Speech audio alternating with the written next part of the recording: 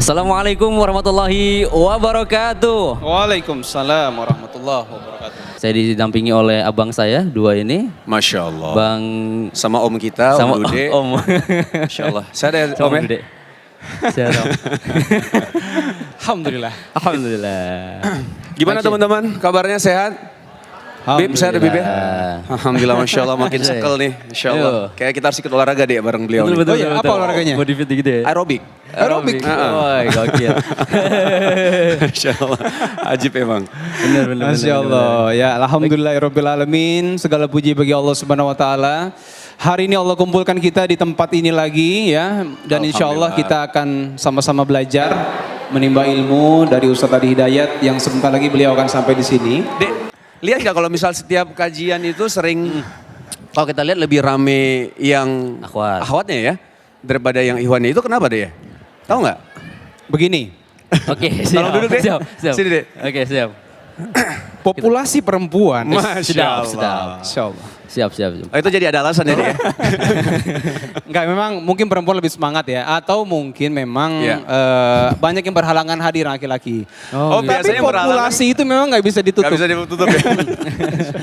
Tapi Masya Allah kita lihat ya, semakin hari Semakin rame, Masya Allah. Dan ada beberapa juga yang baru-baru hadir kalau kita lihat nih wajahnya ya, semakin Masya Allah. Ica mana Ica? Tetap saya nyari Ica ya. Antum masih nyari Ica ya? Nyari Ica mulu dari tadi ya. Iya, Ica Mana Kemarin 2 kali nggak ditemui loh. Ica Iya. kemana? Ica mana Ica? Ica.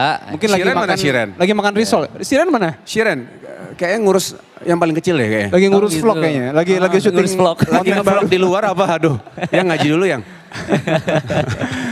Karena Ustadz juga sudah mau sampai ya. Mungkin Wisnu bisa menyampaikan dulu ada. Jangan Wisnu, kayaknya saya serahkan ke Hashim kali ya. Oh iya, oke. Saya aja Hashim ya. silakan Hashim. Oke, Jadi baik. namanya Tatip lah kalau di Tatip apa TPR. tuh? Tatip tuh yang suka jaga ini ya? Yang suka jaga itu? Jaga malam itu? Kamtip. Oh, Kamtip. Sorry. Langsung aja. Itu sudah garing banget ya. Sudah garing no. Siap. Oke. Oke, itu saja Mas Dude. Baik. Informasi Baik, boleh penting. pulang Sim. Oke, makasih ya. Siap dulu. Masya Allah, luar biasa. Iya. Oh ada Eca juga. Eca. Eca juga ada. Cak, sini, Cak. Cak Baru sini. kelihatan, Cak. Di Sini, dulu, ganti dong, dulu. Cak. Ganti, Cak. Sini dulu. Eca, sini. Ini Eca Masya Allah ini udah lama nih kayaknya. Jaga villa di mana Cak? Cak jangan lihat sana terus ya. Eca ini juga Masya Allah kemarin ceritain dong gimana cerita ke apa? Sama ACT hewan kurban ya? Oh ke ini apa? Boyolali. Boyolali ya? Iya. Itu soto bukan? Bukan Boyolali. Sidoarjo ya? Sidoarjo. Ke Malang kita distribusikan. Oh Malang Strudel, Masya Allah. Lombok. Lombok. Malang Strudel. Sorry. Bapak Maaf. ke Lombok. Nah, Maaf, gimana? baru tidur 4 jam, Mbak. 4 jam? Iya. Kelihatan lo bengep ya. Ya alhamdulillah itu dermawan berkurban ya. Itu ACT kita gabung sama kajian musyawarah. Terus kita ini program pertamanya musyawarah berkurban. Iya sinergi sama ACT ya. Sinergi sama ACT, alhamdulillah. Berapa total, Cak? Total itu yang didistribusikan di Lombok. Di Lombok itu ada shelter gitu dan itu ada 500 lebih kakak. Di sana kita distribusikan dari teman-teman musyawarah ada 150 kalau nggak salah. Sapi. Iya. Sapi kok ngeliat Hashim gitu banget. Sapi. Bukan sapi ya, domba ya. Domba lagi. 150 sapi. Iya kalau nggak salah ya, Masya Allah. takut salah. Tapi 100-an ya. Eca motong sendiri. Nggak berani. Nggak berani. Belum bisa. Eca nggak dipotong? Enggak dong. Nggak bisa saya. Nggak bisa. Nggak berbuntut. Makasih ya, Nuk. Kayak sarapan Jadi- malam strudel. Pada intinya adalah kurbannya itu tepat sasaran, begitu ya? Insya Allah tepat sasaran. Sampai kepada yang menerima yang membutuhkan. Ya, insya Allah. Masya Karena Allah. kita di sana kita ikut bagiin, kita ikut motong, dan kita nggak pakai plastik ya. Nggak pakai plastik? Nggak pakai plastik dong. Oh langsung? Bawa? Iya, pakai daging itu dipotong langsung pegang. gitu. Enggak juga. Enggak dong, Pak. Oh, enggak. Wisnu ini mungkin lucu ya. Aduh. Iya. Makasih Cak. Mau syuting sitkom ya, Nuk? Bukan. Film komedi yang kesana. Oh. Ini berarti Eca menjelaskan yang kemarin saat musyawarah berkurban ya? Ya, musyawarah Jadi Eca berkurban. langsung ke sana menyaksikan dan Ya. ikut mendistribusikan. Ya, langsung. Langsung. Itu ada perwakilan dari musyawarah, gua, Dimas Seto, ada Doni Alamsyah. Oh Masya Allah. iya, oke. Ngomong-ngomong, itu ada kembaran kita nih. Kembaran kita, ada 2 kembar nih. Ayo sini dulu. Rido sama Rizky. Ayo. Ke depan dulu. Ayo. Salawat dulu lah. Bro, salawatnya Masya Allah bro. Salawat tuh Masya Allah. Masya Allah. Oke. Tapi orangnya nggak usah ya, suaranya aja. Kasihan. Enggak sini. Ayo kita salat. Sini Ki, sini, Salawat Ki. bareng kita. Salawat bareng sambil nunggu Sini Ki, Ustaz. Iki Ido. Jadi waktu itu kemarin di rumah Pak Anies, waktu salawatan Pak Anies sampai gini. Siapa nih? Wah, dikira suara gua bro. Duh, Enggak, tapi- Rizky Ridho. Baju kembar, muka kembar, pasti lahirnya sama ya waktunya ya? Sama Cuma juga? satu pertanyaannya Nu. Pertanyaannya yang nikah duluan siapa? Iya. Sedikit dong salawat dong. Ayo dong. Suaranya Masya Allah nih. Ayo. Sallu ala Muhammad, sallu ala Muhammad, sallu ala Muhammad. Sallallahu ala Muhammad, sallallahu alaihi wasallam. Sallallahu ala Muhammad, sallallahu alaihi wasallam. Ya Nabi salam alaika, salawatullah alaika. Oh, Masya Allah. Dek, kita bisa nggak kayak mereka? Ayo, Tapi coba ya, saling- kita- gini. Kita bertiga yuk. Kalau Kita boleh. berdua. Kita cobain yuk, kita cobain berdua, yuk. tapi tatap-tatapan kayak mereka. Enggak pengen nanya sebenarnya kenapa sih Benar. mereka? Dek. Dia dari tadi minta tatap-tatapan ngaco Iya, gitu. iya, iya. Kayak dia Gua keinget pengen Cinta nanya. Fitri ya. Mau ada season Nggak, baru kayak sebentar. Cinta Fitri ya. Gue pengen nanya kenapa Sini, mereka sini. kalau Iya, salawatan makanya. selalu tatap-tatapan? Boleh nggak tanya? Kenapa harus tatap-tatapan? Iya, kenapa sih? Biar sama aja sih. Kayak Biar percaya diri Kalian aja. udah lebih sama percaya mukanya ngapain lagi disamain? Iya. Enggak, kalau saya sama Wisnu nggak mungkin sama kayaknya. Walaupun tatap-tatapan ya. Iya, kenapa harus Kalau tatap-tatapan gini, ini? coba. Biar fokus. lebih Kita- apa ya lebih biar percaya dapat dirinya chemistry-nya ada gitu. di sini. Oh, dan ada dia juga chemistry. sini. Oh, Iya. chemistry. Kok kayak main sinetron? Iya. Saya sama Ica juga Tapi tatap-tatapan. Tengku Wisnu sama Dude Herlino tuh terkenal chemistry-nya. Gimana kalau kita suruh tatap-tatapan? Salawat ya. Salawat ya, jangan istighfar. Takut istighfar lagi. Gue istighfar deh sama Dude bisa gak? Tapi mereka banyak yang lain saya salawat. Coba. Kan terkenal kan apa yang kemarin yang di rumah Pak Anies? Nu, contoin lah, contohin Oh, ayo sedikit dulu, lah. contohin Contohin sedikit. ya. Oke, Oke. bentar ya. Oh siap. Yang waktu itu saya ajarin itu loh. Yang Ya coba. Yang soundtracknya Cinta Fitri. yang soundtracknya gagal kita nggak pernah. Tunggu. Boleh nggak Siap. ada Cepat sholawat nikah. yang diajarin kita bisa bareng-bareng? Oh bisa, apa tuh deh? Sholawat bareng-bareng. Ya Nabi salam alaika. Ya semuanya. Ya Rasul salam alaika.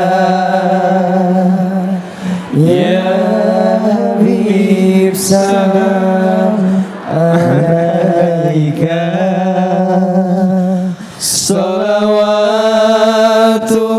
Salawatullah alaika. Ya Nabi salam alaika. Ya Rasul salam alaika. Ya Nabi salam alaika. Salawatullah alaika. Wah, Masya Allah. Kita chemistry paling dapat ketika dia ngelihat lo deh, beneran. Gak tau kenapa tuh. Bertiga kayak kita bisa lah ya bikin satu Bisa, tapi bisa. oke terima kasih banyak. Wah, hari ini banyak banget Semoga host berkah. yang datang ya. Ri. Wah. Rik, ayo dong, Mas Adi. Ayo Pak Kompret, ayo. Ini ada pakar Nah, lucu Ri. kita di sini. Ada bakar, ayo. Pakar. Enggak, tapi Ari nanti standby buat Sini. ngapus ya, khusus Enggak, ya. gue ngapus aja, gue Oh, ngapus ya kan? Gua Pasti ngapus, bro. Ngapus. Pasti. Bener. Gue mau kondangan bro. Kau banget. Masalah juga jangan di. Sorry, gue mau tilawah aja ya. Oh tilawah Masya Allah, Masya Allah. Jadi surat apa sama ayat berapa? Mau sambung ayat sama Semua ini Masya Allah. Ayo Mas Adi. Alhamdulillah sekarang kita kedatangan asatid lebih dari satu ya. Ada Ustadz Felix. Ada Ustadz Felix. Alhamdulillah. Felix. Insya Allah ada Ustadz Ojo Benri. Ada Ustadz Ustadz Salim Ahmad Villa. Ridwan. Ustadz Benri. Ustadz Salim Villa, Ustadz Ahmad Ridwan. Ustadz Geri juga udah datang tuh, Ustadz Geri, Masya Allah. Giri. Masya Allah, Giri. Alhamdulillah, wa la ilaha illallah, Allah Akbar. Inna lillahi wa inna ilaihi raji'un. Semua nanti gitu, semua. Masya Allah. Ada Alfi ya, Alfi Afandi ya. Weh, ini Alfi? juga luar biasa loh. Alfi, Masya Allah. Salawatnya luar biasa banget Alfi. Boleh, Bi. Dia nih, Alfi boleh Bi. Sini, Bi. Ini anak motor kita nih, Masya Allah. teman-teman kalau lihat dengar suaranya kita akan Nangis. lupa wajahnya. Ingat dong, ingat. Maksudnya- Jahat banget lupa. Maksudnya kita langsung ingetnya Uje. Subhanallah. Walhamdulillah. Wala ilaha illallah. Wallahu akbar. Subhanallah. Walhamdulillah. Wala ilaha illallah. Wallahu akbar. Mumpung gol kita udah datang, udah langsung aja ya. Gua gak berani bener. Uji banget ya Masya Allah. Antum Berkah yang selalu ya. bener Ri. Langsung lupa mukanya. Masya Allah. Udah ingat Ri, udah ingat. Siapa? Benar. Siapa? Aduh, Baik, alhamdulillah guru kita sudah hadir dan kita siap-siap untuk mendengarkan tausiah beliau. Kita sambut Ustadz Adi Hidayat. Takbir. Allahu Akbar. Saya mohon maaf duduk sedikit lebih tinggi dari teman-teman sekalian, tidak mengurangi kemuliaan teman-teman semua di sisi Allah Subhanahu wa taala supaya lebih terlihat saja dengan baik. Bismillahirrahmanirrahim. Assalamualaikum warahmatullahi wabarakatuh. Alhamdulillah ala kulli ni'amihi wa khasatan ni'matal iman wal islam. Alhamdulillahilladzi ja'alana muslimin fa akkadana bil mu'minin thumma ja'alana linakuna minal muttaqin. Allahumma salli wa sallim wa barik ala Rasulillahi sallallahu alaihi wasallam النبي الكريم الرسول الأمين سيدنا محمد وعلى آله وصحبه وأمته إلى يوم الدين أما بعد فيا عباد الله أوصي نفسي وإياكم بتقوى الله فقد فاز المتقون فلا تموتن إلا وأنتم مسلمون. Saudara-saudariku, alhamdulillah hari ini kita kembali dipertemukan oleh Allah Subhanahu wa taala. Allah yang Maha Baik, yang menginginkan kita menjadi orang-orang baik. Allah yang Maha Suci, yang menginginkan kita terbebas dari perbuatan kotor sehingga kita hidup dalam keadaan yang tenang, yang nyaman, baik di dunia dan mulia saat kembali kepada Allah di akhirat. Karena itu ketika Allah membuat sebuah aturan hukum bahkan menamai waktu-waktu yang kita menjalaninya, maka tidak terlepas dari semua visi-visi kemuliaan tadi. Hari ini, di bulan ini kita telah masuk di bulan baru, di tahun yang baru, bulan Al-Muharram, teman-teman. Jadi sebetulnya yang paling tepat bukan Muharram, tapi pakai al. Ya. Jadi ada Muharram, ada Al-Muharram, ada Haram, ada Ihram, ada Muhrim, ada Mahram. Nah, itu beda. Ada 6 ya. Nah, itu berbeda. Seringkali tertukar itu. Ini Muhrim saya. Nah, padahal yang dimaksud mungkin Mahram. Ya. Nah kalau Muharram itu asalnya segala yang diharamkan.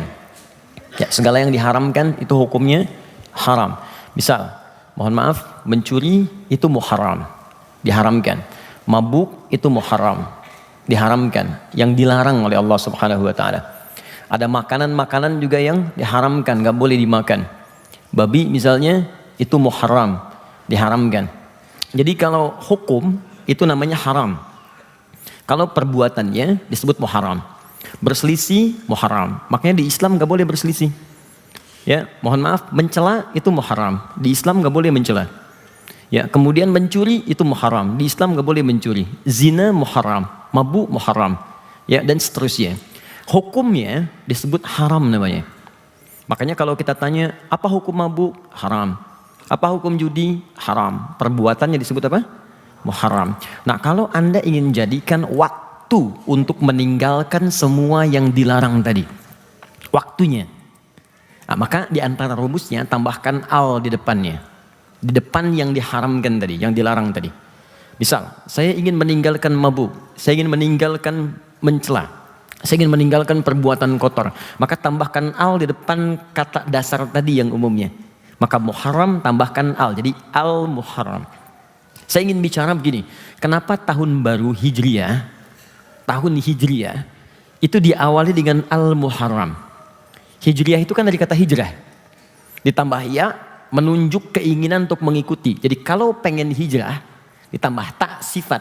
Maka sifat pertama yang harus dilakukan kalau ingin hijrah jadi lebih baik, dekat dengan Allah, dekat dengan tuntunan Rasulullah, maka cara pertamanya mulailah dengan meninggalkan segala yang diharamkan oleh Allah Subhanahu wa taala. Makanya seringkali Nabi membimbing umatnya itu di bulan Al-Muharram itu untuk berlatih meninggalkan kebiasaan yang dilarang. Ya, sederhananya prakteknya gampang, teman-teman.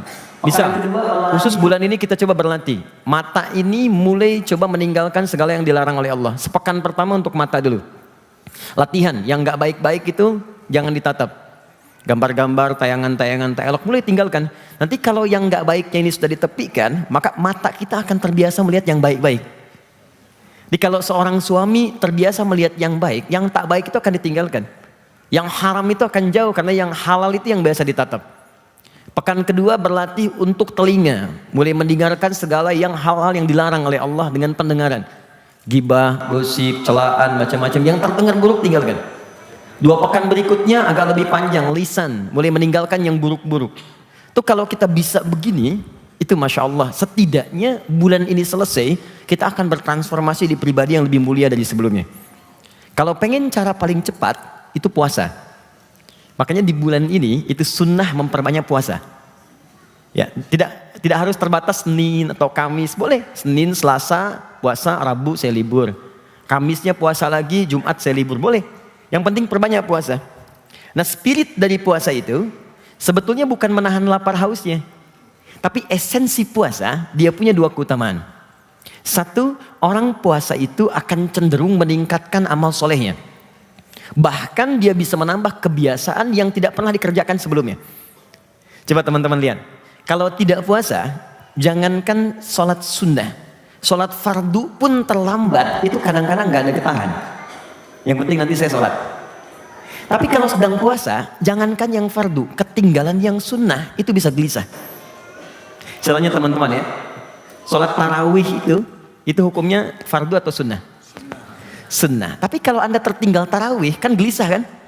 Bahkan saking gak ingin ketinggalannya, ibu-ibu bisa naruh sejadah saat maghrib tuh, depan pertama di masjid. Bukan karena takut ketinggalan isya, takut ketinggalan tarawih. Karena puasa. Ada orang minta di depan mata, tak puasa, belum tentu kita beri. Tapi saat Anda puasa, tak perlu diminta, Anda akan mencatat berapa yatimnya, berapa fakirnya. Di orang puasa cenderung banyak meningkatkan kebaikan. Nabi meminta kita puasa di bulan ini, supaya spirit kebaikan kita itu bisa terdorong kuat dan kebaikannya tambah banyak. Jadi kalau ada orang Islam di bulan Muharram, tak lebih baik dari sebelumnya, di Al-Muharram ini, maka dia mesti berlatih untuk meningkatkan kebaikan. Yang kedua, orang puasa itu cenderung bisa menekan keburukan. Hampir tidak ada orang puasa itu mau bermaksiat. Koruptor pun libur korupsi saat puasa. Pencuri dia nggak nyuri dulu waktu puasa. Bahkan seorang pemarah pun banyak tak terkontrol emosi itu saat puasa bisa nggak marah. Waktu maghrib jam 6 sore, jam 6 kurang seperempat dia dicela habis oleh tetangganya. Kamu begini. Dia diam aja nggak marah. Temannya bingung, kamu kan pemarah, kenapa nggak marah? Ntar habis maghrib. Tunggu buka. Ya, jadi teman-teman sekalian, pertama syukur kita ada di bulan ini. Mudah-mudahan Allah muliakan kita semua dan insya Allah jadi lebih baik daripada sebelum-sebelumnya. Jadi tolong yang di keluarga pulang ke rumah evaluasi dengan istri, gitu kan? Tanya-tanya apa saya yang kurang, apa yang harus diperbaiki. Yuk kita jalani rumah tangga yang baik. Dengan orang tua, jangan-jangan nanti taklimnya rajin tapi dengan orang tua bermasalah. Datang cerita kebaikan, tunjukkan yang baik-baik. Insya Allah kalau dikerjakan, Allah kasih jaminan dalam Al-Quran akan diberikan kemuliaan yang terbaik. Tadi saya dengar informasi, insya Allah ada saudara kita, sahabat kita yang akan bersyahadat. Alhamdulillah, kita juga mendoakan kepada teman-teman yang lain, semoga Allah muliakan untuk bersyahadat dan bisa bersama kita dunia dan akhirat sampai kita kembali kepada Allah Subhanahu wa taala. Saya kira akan lebih baik kalau itu didahulukan, sehingga dengan syahadat itu di awal barangkali akan lebih nyaman untuk bisa beribadah ke depan. Dan yang paling penting untuk diketahui, kita ini kan berlomba dengan kematian. Saya khawatir kita menunda beberapa detik, tapi kematian bisa datang lebih cepat dari apa yang kemudian kita duga. Saya undang untuk barangkali sekaligus ke depan saat ini. Tadi saya dengar ada yang akan bersyahadat, boleh silakan. Saya dibisiki Ustadz Felix, ini kakak beliau katanya, untuk bersyahadah. Alhamdulillah.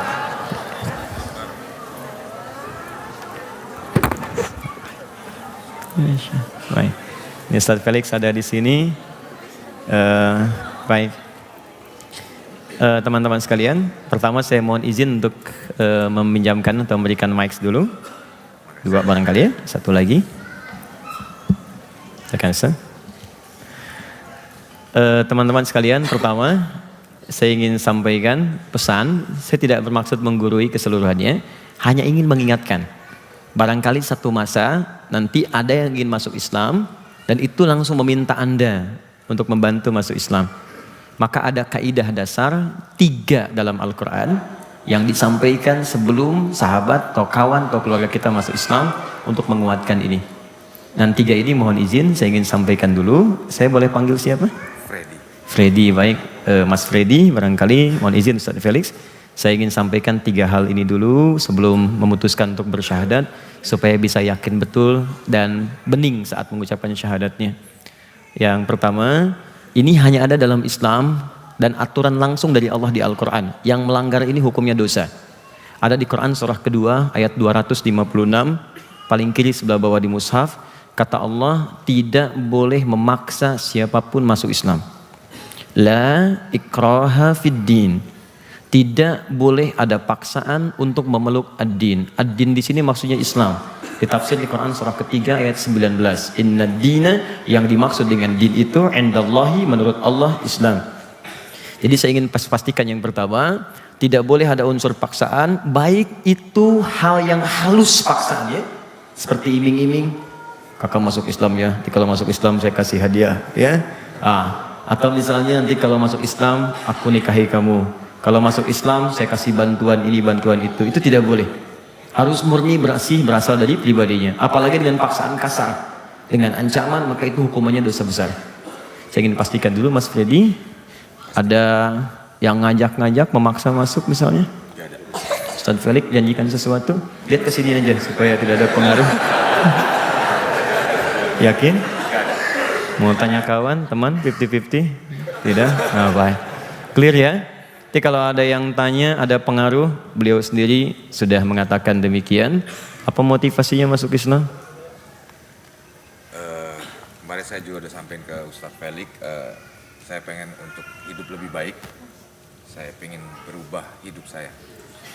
Yakin Islam bisa merubah lebih baik? Yakin? Baik. Sudah belajar? Insya Allah udah belajar dari Ustadz Felix juga. Baik, Alhamdulillah. Satu itu clear ya teman-teman ya, satu ini. Yang kedua, ini mohon izin, ada di aturan hanya di Quran saja, surah ke-31 Luqman, ayat 14-15, khususnya di ayat 15-nya. Ini mohon izin, kalau seorang masuk Islam, tapi dia dapati orang tuanya masih belum muslim, ayahnya masih ada, atau ibunya masih ada. Walaupun anaknya masuk Islam, kata Allah, tetap mesti menjaga hubungan baik dengan kedua orang tuanya. Kalaupun dipaksa-paksa untuk ikut kepercayaan orang tuanya, maka dia mesti menolak dengan cara yang lembut. Wa in jahadaka ala an tusyrika bima laysa laka bihi ilmun fala tuti'huma. Kalau mereka ngajak-ngajak lagi untuk ikut agama, maka kamu tolak dengan cara yang lembut. Wasahibhuma fid dunya ma'rufa, tapi jangan putuskan hubungan kekeluargaan selama masih hidup di dunia. Sanggup insyaallah? Sanggup. Orang tua masih ada? Masih. Ayah? Lengkap. Ibu, agamanya? Katolik. Katolik, beda ya. Tapi pesan ini tolong ditangkap dengan baik ya. Kalau Mas Freddy punya kelebihan dari penghasilan, bagi ya. Ada hadiah berikan, dan jangan lupa yang penting doakan supaya mendapatkan hidayah. Amin. Baik. Clear. Yang terakhir, yang ketiga. Ini yang paling menentukan. Quran surah kedua ayat 208. Saya akan berikan jeda waktu untuk berpikir dulu sebelum menjawab yang ketiga ini. Kata Allah, jika seseorang telah bersyahadat, masuk Islam beriman, dia tidak boleh keluar dari Islam dan berkomitmen mengerjakan tuntunan Islam semampu dia dengan sempurna. Ya ayyuhalladzina amanu dukhulu fis-silmi kafah. Hei orang-orang yang telah menyatakan dirinya beriman kepada Allah, tunaikan tuntunan Islam semampu kamu, sesuai dengan batas kemampuan, sesempurna yang bisa kamu kerjakan. Baik, saya tanyakan dulu ke Mas Freddy. Tadi katanya sudah belajar tentang Islam. Di Islam ada sholat, Sudah belajar mungkin ya? Kalau sholat mungkin belum. Belum, tapi tahu sholat. 5 kali sehari, subuh, siap. Di subuh ada zuhur, siap. Di zuhur ada asar. Asar ada maghrib sampai isya. Yakin siap? Mau pikir-pikir dulu? Siap. Siap. Puasa 30 hari Ramadan, siap. Terus ada infak gitu. Ya. Ada cancel yang lewat tuh bukan mobil-mobilan, kotak infak tuh. Siap? Siap. Mungkin. Kalau sudah masuk Islam nggak boleh keluar. Ya. Siap ya? Baik, saya hitung sampai 3 ya untuk merenungkan dulu. Ya. Baik, 1, 2, 3, udah. Saya kira sudah ya teman-teman sekalian. Saya mohon izin untuk membimbing. Ustadz Felix mau dibimbing langsung? Pelan-pelan, tidak usah buru-buru. Saya ucapkan sepelan-pelan mungkin, ikuti saja dan sampaikan dengan bahasa hati yang baik supaya terasa kenikmatan ini dalam jiwanya. Sambil duduk barangkali akan lebih baik. Silakan, enggak duduk sini. Ikuti saya. Bismillah. Bismillah. Bismillahirrahmanirrahim. Ar-Rahim. Ar-Rahim. Asyhadu Asyhadu alla alla ilaha ilaha ilaha ilaha illallah illallah wa asyhadu wa asyhadu anna anna Muhammadan Muhammadan Rasulullah. Rasulullah. Saya bersaksi dengan sesungguhnya bahwa tidak ada Tuhan yang layak untuk disembah dan dipertuhankan kecuali hanya Allah. Dan saya bersaksi dengan sesungguhnya bahwa Nabi Muhammad adalah utusan Allah yang terakhir. Alhamdulillahirabbil alamin arrahmanirrahim maliki yaumiddin siratal mustaqim siratal ladzina an'amta 'alaihim ghairil maghdubi 'alaihim waladdallin. Allahumma arhamar rahimin, Allahumma ya arhamar rahimin, inna nas'aluka khairan ma sa'alaka rasulukal Mustafa Muhammad sallallahu alaihi wasallam. Ya Allah yang Maha Pengasih, Penyayang, Rahman dan Rahim, kami memohon segala kebaikan yang telah dimohonkan kepadamu oleh Rasulullah sallallahu alaihi wasallam. Wa na'udzubika min kulli ma sta'adza bika anhu rasulukal Mustafa Muhammad sallallahu alaihi wasallam. Dan kami berlindung kepadamu dari segala keburukan yang pernah diperlindungkan kepadamu oleh Rasulullah Muhammad sallallahu alaihi wasallam. Allahumma inna nas'aluka ya Rahman dan Rahim an tarhama akhwana Fredi ya arhamar rahimin wa taqabbal minhu syahadatahu wa taqabbal minhu islamahu wa kaffir anhu sayyi'atihi waghfir lahu dhunubahu warsyudhu ya Allah ila ma fi khair biridhaka ya rabbal alamin.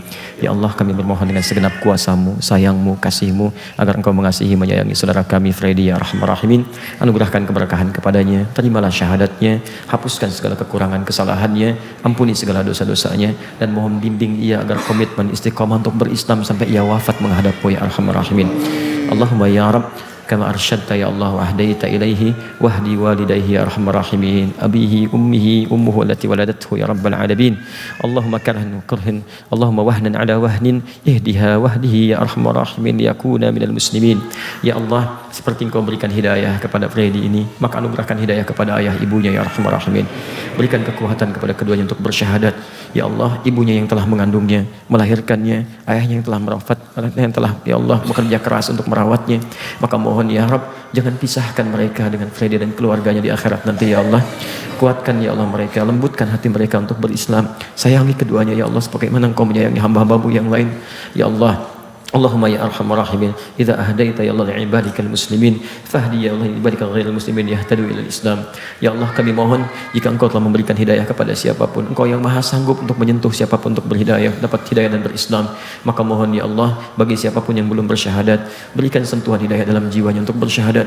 Jika mereka teman kami, keluarga kami, kawan kami, ya Allah kami sayang mereka ya Allah. mereka kawan kami di dunia, mereka tetangga kami ya Allah, mereka keluarga kami. Kami tidak sanggup mendengar jeritan mereka di neraka saat terpisah di akhirat. Mohon berikan petunjuk kepada mereka untuk bersyahadat sebelum berpulang kepadamu. Allahumma ya arhamar rahimin, Allahumma tubna ya Allah, Allahumma tubna ilaika, wahfadna ya Allah min kullil ma'asi. Ya Allah, ya kami sebelum berislam atau telah berislam banyak berbuat kesalahan dan bermaksiat, kami bertobat ya Allah. Kami ingin hidup lebih baik dan jangan sampai kami wafat kecuali dalam keadaan tobat dan lebih baik dalam pandangan-Mu. Ya Allah, jangan sampai kami wafat kecuali kami telah bertobat dan lebih baik dalam pandangan-Mu. Bifadlika subhana rabbika rabbil izzati amma yasifun, wassalamun alal mursalin, wa akhiru da'wana alhamdulillahi rabbil alamin.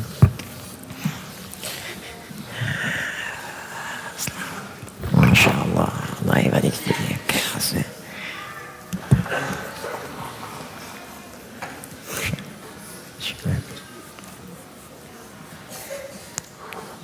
Alhamdulillah. Saya berikan hadiah khusus, insya Allah beliau saya ajak dengan Ustadz Felix untuk menunaikan ibadah umrah. Pertama melihat Ka'bah dengan seluruh penghafal Quran yang kami didik. Insya Allah saya akan umrah dengan para penghafal Quran dan mereka sedang karantina. Mereka hafal Quran dalam hitungan hari, 24 hari, 25 hari, 30 hari. Dan insya Allah di sana akan dijamu oleh para imam-imam di Mekah, di Madinah. Dan saya khusus ajak antum insya Allah dengan Ustadz Felix. Nanti kita beritahu waktunya untuk bersama-sama ada di sana di Allah Subhanahu Wa Taala. Selamat sekali lagi dan semoga diberikan kemuliaan. Jazakallah khair. Terima kasih. Syukran. Allah ibadik. Syukran. Mantap. Alhamdulillah. Kita teruskan ya.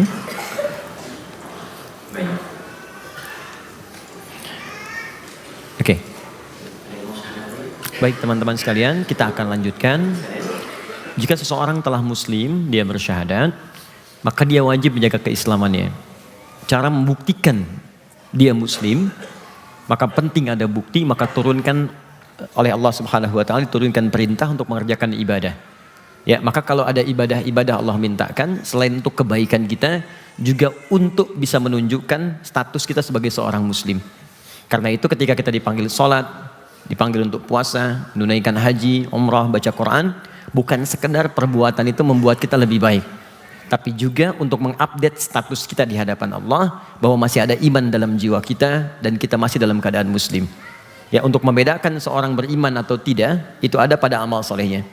Tapi persoalannya, banyak juga orang Islam yang sudah bersyahadat, bahkan kemudian terlahir dalam keadaan muslim, yang tidak tergerak untuk mengerjakan ibadah ini, padahal di situ ada banyak kemuliaan yang bisa ia raih.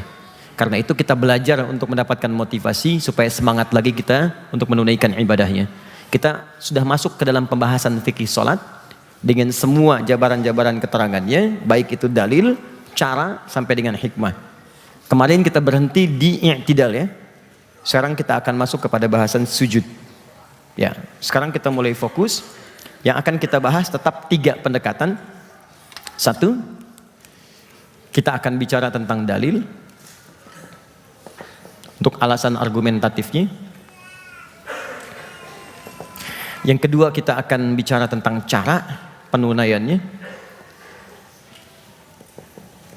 Dan yang ketiga, kita akan bahas hikmah atau esensi manfaat di balik ibadah yang kita kerjakan itu. Pembahasan sekarang akan kita bahas tentang sujud dalam salat.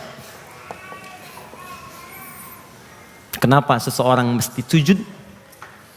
Bagaimana cara sujud dalam salat? Dan apa hikmah sujud dalam kehidupan? Baik, kita mulai ya. Fokus. Bismillahirrahmanirrahim. Allahumma 'allimna ma yanfa'una.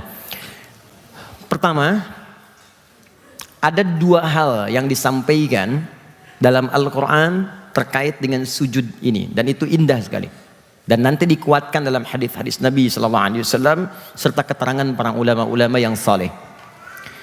Pertama, tersebut di Quran surah ke-48 ayat 29. Dalil pertama, Quran surah ke-48 Al-Fatah ayat 29. Bahwa sujud itu di antara posisi sholat atau gerakan sholat, amalan sholat yang berpeluang cepat mengabulkan doa dalam sisi yang sangat istimewa. Jadi kalau posisi dikabulkan doa, di setiap tempat kita bisa berdoa. Tapi sujud ini saking istimewanya, itu kalau benar sujudnya, itu seketika bisa mengabulkan permintaan yang bahkan dipandang mustahil oleh sementara kalangan. Kalau dia membutuhkannya. Bahkan ini perintah Quran, kata Allah kalau sedang sujud, minta yang paling istimewa, jangan minta yang biasa. Jadi kalau Anda berbisnis, minta suksesnya yang paling tinggi, jangan nanggung. Kalau di kedudukan, minta kedudukan yang paling tinggi yang dengan itu bisa membuat polisi yang baik, kebijakan yang bagus. Kalau Anda ngerjakan apapun, cari tingkat yang paling tinggi, yang paling bagus. Itu saat sujud. Maka turunlah Quran surah ke-48 ayat 29. Muhammadur Rasulullah walladzina ma'ahu asyidda'u 'alal kuffar ruhama'u bainahum. Saya sudah tafsirkan ini di pertemuan lalu. Sekarang perhatikan kalimat sujudnya. Tarahum ruk'a sujjada. Engkau akan melihat umatnya Nabi Muhammad itu terbiasa ruku dan sujud. Maksudnya salat. Mohon izin ya. Jadi kalau ada yang mengaku umatnya Nabi Muhammad, kemudian tidak mau sholat, itu oleh Allah tidak diaku umatnya Nabi Muhammad. Kata Allah, umat Nabi Muhammad itu pasti kelihatan sholat. Jadi kalau dia nggak sholat, diragukan apakah umat Nabi Muhammad atau bukan.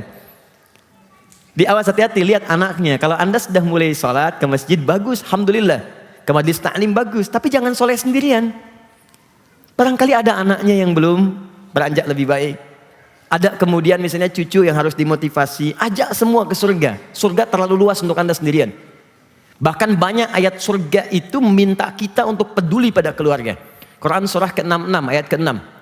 Ya ayyuhalladzina amanu qu anfusakum wa ahlikum nara. Hei orang-orang yang telah menyatakan dirinya beriman, jaga dirimu dan keluargamu. Jaga anakmu, jaga istrimu, jaga suamimu, keluarga besarmu. Ajak mereka ke surga.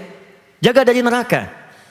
Jangan sampai itu anak yang dikandung 9 bulan yang disayang-sayang tiba-tiba berteriak, "Mama tolong saya, ayah tolong saya." Dan Anda nggak sanggup menolongnya. Kata Allah, jaga itu. Nah, bagaimana menjaganya? Maka saat di dunia kompak tuh beramal saleh. Makanya nanti ada anak yang saat dirawat orang tua dan dia dijaga untuk melakukan amalan yang sangat spesial, ada yang ke surga itu langsung menggandeng bapak ibunya. Itu ada di Quran surah 13 ayat 23 sampai 24. Quran surah 13 ayat 23 sampai 24. Jannatu adnin yadkhulunaha. Ada orang-orang, anak-anak yang nanti akan masuk surganya lewat surga Aden. Dimasuk surga Aden, ya. Saking pengennya ke surga Aden ini, banyak orang-orang di bumi menamai dirinya dengan Eden. Ada pemain bola Eden Hazard, ya, yang dari Chelsea pindah ke Madrid, gitu kan? Sekarang Aden itu dari Aden, Eden surga. Tapi spesial, anak ini akan masuk lewat surga Aden, tapi akan diparadekan ke semua pintu surga. Kan nanti ahli puasa masuk lewat pintu puasa saja Ar-Rayyan. Ahli tahajud masuk pintu tahajud. Tapi ada satu anak saat masuk surga dia lewat surga Aden, tapi akan diperkenankan masuk dari semua pintu surga sampai surga tertingginya. Dan dahsyatnya dia bisa menggandeng bapak ibunya. Wa man salaha min abaihim, lalu dia gandeng bapak ibunya yang saleh. Wa azwajihim, kalau dia sudah menikah dia gandeng istrinya, istri menggandeng suaminya. Wa auladihim wa dzurriyyatihim, dan semua keluarga besarnya di belakang ikut. Satu keluarga masuk surga semuanya. Wal malaikatu yadkhuluna alaihim min kulli babin salamun alaikum bima sabartum. Dan dahsyatnya disambut oleh malaikat di semua pintu surga, mengucapkan selamat kepada mereka. Selamat bisa masuk surga, selamat masuk surga. Di setiap masuk surga pertama diucapkan selamat. Pintu kedua selamat, semua menyelamati. Kalimat pertamanya, karena Anda sabar melakukan amalan saat di dunia yang bisa mengantarkan Anda ke tempat ini. Silahkan nikmati seluas-luasnya. Dialah anak ahli Quran. Ahli Quran. Mulai dari sekarang. Teman-teman, kalau bukan Anda yang hafal, anaknya jadikan. Gak apa-apa. Usaha aja. Perkara Allah kasih 30 juz, 20 juz, 10 juz, 1 juz, gak ada masalah. Yang penting kita berusaha menghafal. Baca itu. Dan kita wafat dalam keadaan sedang berusaha untuk dekat dengan Al-Quran. Itulah ahli Quran. Ahli Quran itu bukan orang yang hafal 30 juz. Ingat. Semua ulama sepakat, ahli Quran itu orang yang mencintai Quran dan beramal dengan Qurannya. Walaupun dia belum sampai 30 juznya. Tapi poinnya adalah, ada amalan tertentu yang bisa mengangkat derajat di sisi Allah. Nah, sujud itu di antara amalan yang cepat mengangkat derajat kita sekaligus mengabulkan doa seketika. Kata Allah, yabtaghuna fadlan minallahi wa ridwana. Saat sujud itu usahakan banyak doa, minta yang paling bagus, yang paling istimewa, jangan yang biasa-biasa. Jadi kalau berdoa saat sujud, mintakan yang paling dahsyat, yang paling istimewa, jangan yang biasa. Kalau untuk akhirat, minta surga yang paling tinggi. Untuk dunia, minta kemuliaan yang paling dahsyat, yang paling baik. Sujud. Tapi pertanyaannya, apakah semua orang sujud bisa memungkinkan doanya terkabul? Belum tentu kalau dia tidak tahu caranya. Karena itu sekarang kita belajar bagaimana caranya bersujud, kemudian memohon kepada Allah, dan seketika apa yang kita mohonkan kalau kita butuhkan dikabulkan oleh Allah Subhanahu wa taala. Jadi pertama, hikmah sujud itu kemuliaannya, esensinya bisa mempercepat terkabulnya doa. Atau ini?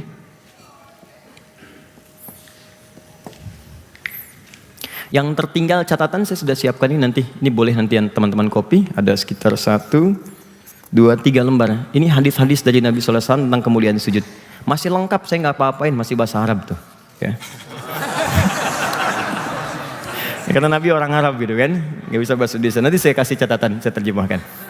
Baik, pelan-pelan. Jadi kalau teman-teman misalnya, mohon izin, sedang ada persoalan, ada masalah, ada keluhan, ayo sholat dalam sujud minta. Saya bacakan salah satu hadis Ali bin Abbas radhiyallahu taala anhuma, hadis riwayat Ibnu Abbas, semoga Allah meridai kepada beliau dan ayahandanya. Qala Rasulullah sallallahu alaihi wasallam, lihat baik-baik. Perhatikan kalimatnya. Innama aqrabal 'abdi min rabbih fa huwa sajid. Fa aksiru doa. Keadaan terdekat antara seorang hamba dengan Allah itu saat sujud. Maka kalau Anda sedang sujud, kata Nabi, perbanyaklah doa pada saat itu. Karena itu sering kita melihat dan mendengar dalam catatan sejarah bahwa Nabi itu kalau sujud, khususnya sujud yang terakhir, itu pasti lama sujudnya. Salah satunya memohon banyak kemuliaan untuk umatnya.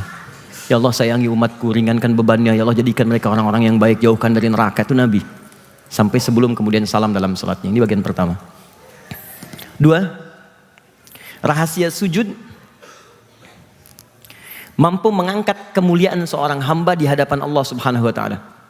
Jadi kalau Anda ingin dianggap mulia oleh Allah, ingin diangkat derajatnya, dimuliakan langsung oleh Allah, itu adalah orang-orang yang sering banyak atau memperbanyak sujud dalam hidupnya. Mulia di hadapan Allah.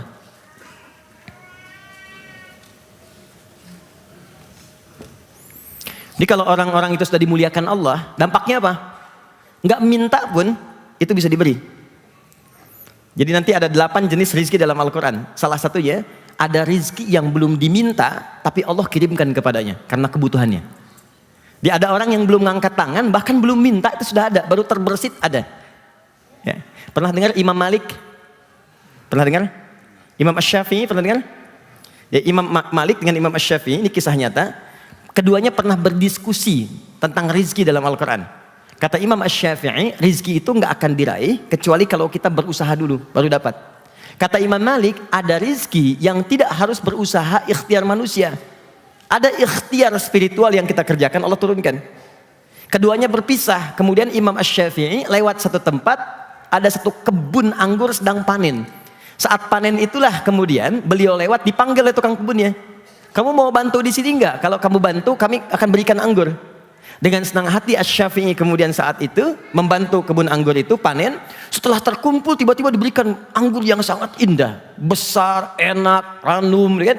Siang-siang panas terik. Senang Imam Syafi'i terima itu bukan karena anggurnya, karena beliau ingat diskusinya dengan gurunya. Oh, kalau saya nggak ikut panen, saya nggak dikasih anggur ini. Berarti pendapat saya benar. Datang kembali kepada gurunya bawa anggur, tapi lihat adabnya. Tidak pernah ada keluar kata-kata yang menyakiti gurunya. Bahkan nggak ada kalimat menyalahkan gurunya. Lihat kalimatnya.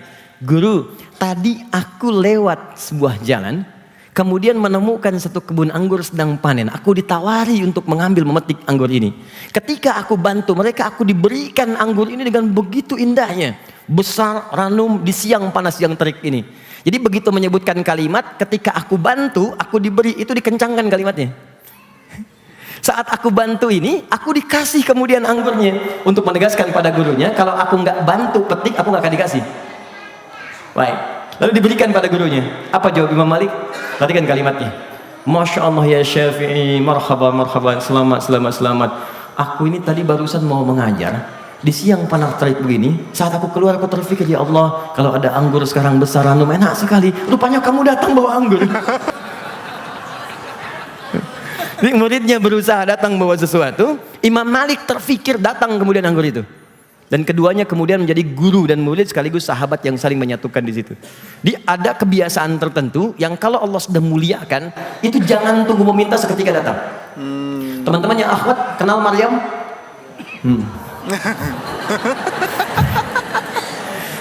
Imannya kuat sekali kenal Maryam. Oke, Quran surah ketiga ayat 37, paling kiri sebelah bawah. Oke, saya tanya begini. Maryam itu nabi bukan? Bukan. Rasul bukan? Bukan. Maryam, Bunda Maria di teman-teman kita yang Kristen, Nasrani. Bunda Maria, Maryam. Maryam itu sejak dalam kandungan ibunya itu sudah dinazarkan kepada Allah supaya jadi seorang perempuan yang khusus rajin ibadah saja. Berkhidmat pada kepentingan ibadah. Rajin sholat, sujud. Sholat sudah ada ya. Sholat itu sudah ada bahkan sebelum syariat Nabi Muhammad. Cuman kita lebih sempurna sekarang dengan ruku dan sujudnya. Dulu sudah ada. Nabi Musa itu sholat. Ada di Quran surah ke-20 ayat ke-14. Wa aqimis sholata lidzikri. Nabi Zakaria sholat. Quran surah ketiga ayat 38 sampai 39. Nabi Ismail, ya kakek Nabi ke-29 itu sholat. Ada di Quran surah 19 ayat ke-55. Wa kana ya'muru ahlahu bis sholat. Nabi Isa, Yesus, Al-Masih sholat. Ada di Quran surah ke-19 ayat 31 sampai 33. Itu sudah ada salat. Nah, ketika kemudian terlahir Maryam, lahir dan dikhususkan dibangunkan mihrab di situ untuk ibadah. Saking rajinnya sujud mendekat kepada Allah, sujud ibadah. Pamannya yang mengantarkan semua kebutuhan sampai kaget. Kullama dakhala 'alaiha Zakaria al-mihrab wajada 'indaha rizqa. Setiap kali masuk mihrabnya Maryam, itu sudah ada semua kebutuhannya.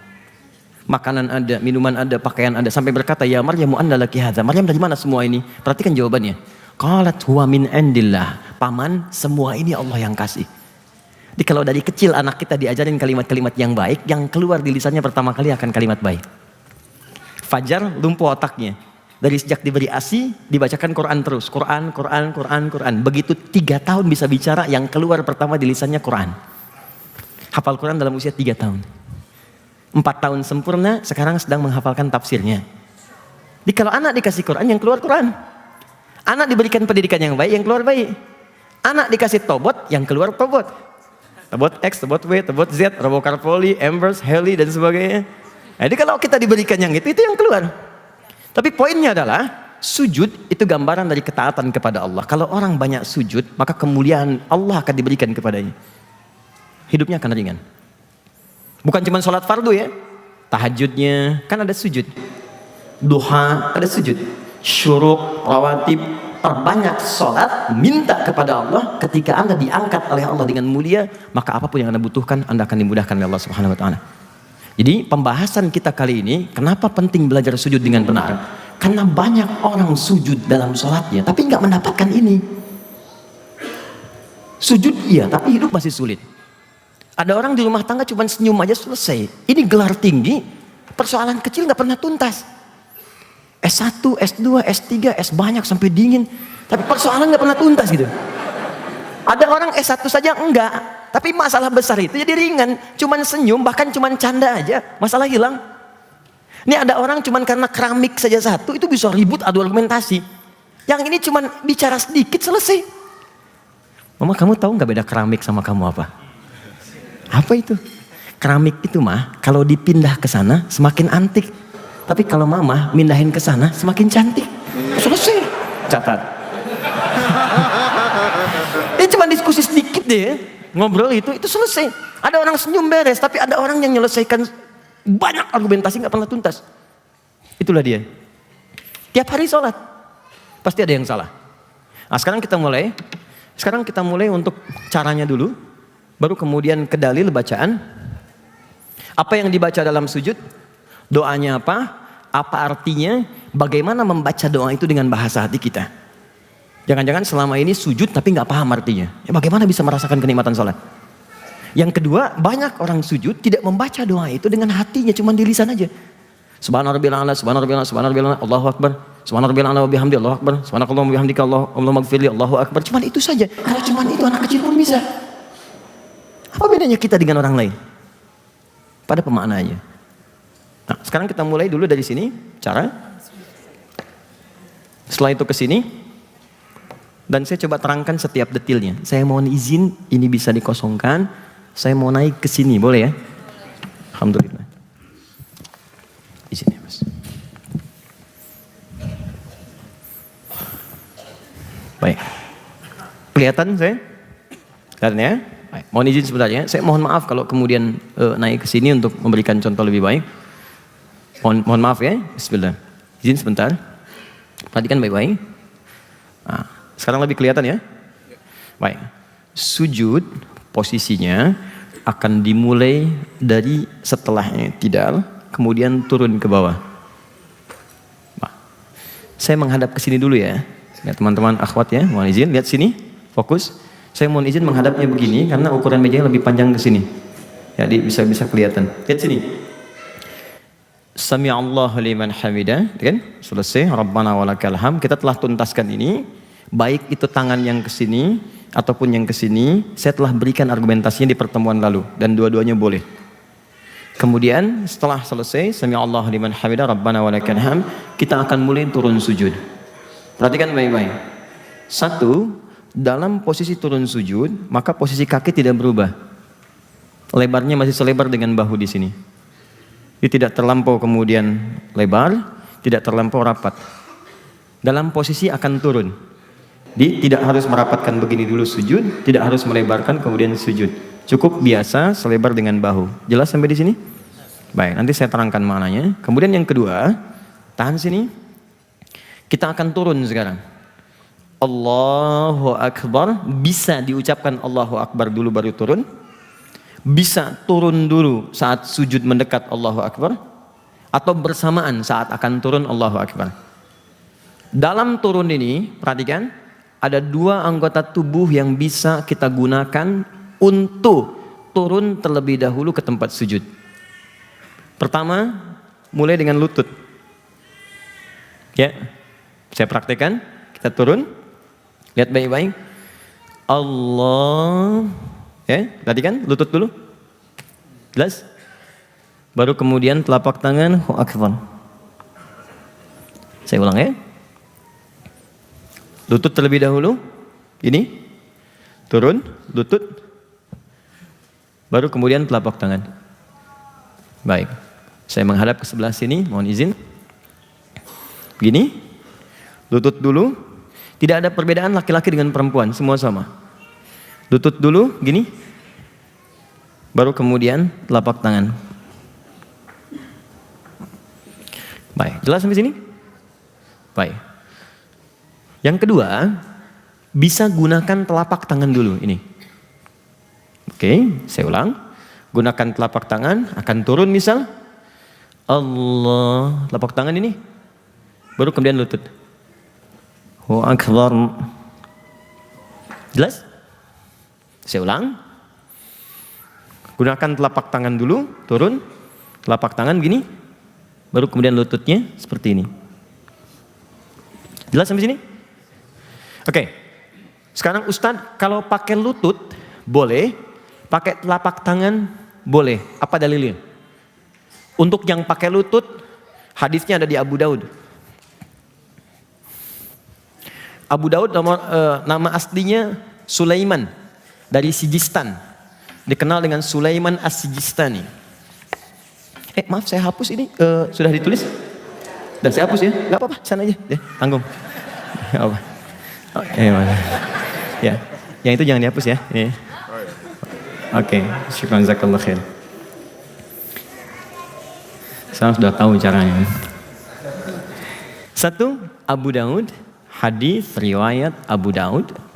Abu Daud itu nama aslinya Sulaiman dari Sijistan, dikenal dengan Sulaiman As-Sijistani. Hafal 500.000 hadis. Dengan sanadnya semua nama tersambung ke Nabi. Dan hafalnya bukan hafal biasa. Jadi setiap disebutkan tahu ini hadisnya sahih, dhaif, bermasalah, benar. itu ringan sekali. Sampai Ibnu Qayyim Al-Jauziyah rahimahullah mengatakan, kalau ada Nabi Daud bisa melunakkan besi dengan tangannya, maka ini Abu Daud bisa melunakkan hadis dengan lisannya. Maka dikenallah kemudian dengan sebutan Abu Daud, Abu Daud, Abu Daud. Dari 500.000 ini, beliau mengumpulkan beberapa ribu hadis menjadi susunan fikih. Ada hadis, kalau kita baca, hadis itu khusus mengoleksi susunan fikih. Cara ibadah, cara wudhu, cara sholat, ya, cara mandi, cara macam-macam. Kitab hadis yang disusun dengan urutan fikih disebut sunan namanya. Sunan. Maka dikenal dengan nama Sunan Abu Daud. Ya, jilid yang pertama, halaman 222, nomor hadis 388. Paling kanan sebelah bawah.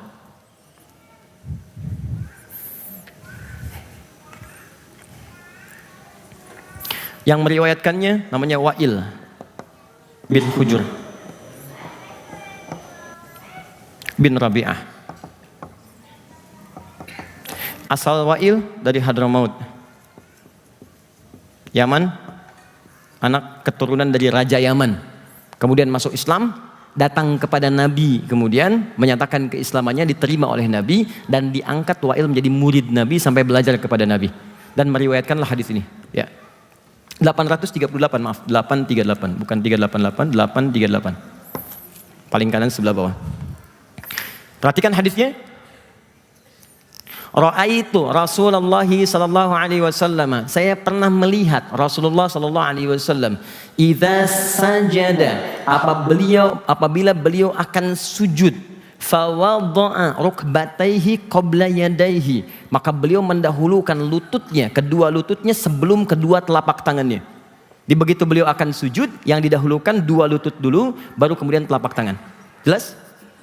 Oke, jadi kalau nanti ada yang bertanya, kenapa Anda sujud pakai lutut duluan? Maka Anda katakan, hadisnya dari Wa'il di Abu Daud nomor hadis 838. Paham? Baik, yang menggunakan telapak tangan itu cuma beda dua nomor. Nomor hadis 840 sampai 841 di kitab yang sama. Periwayatnya sahabat Abu Hurairah.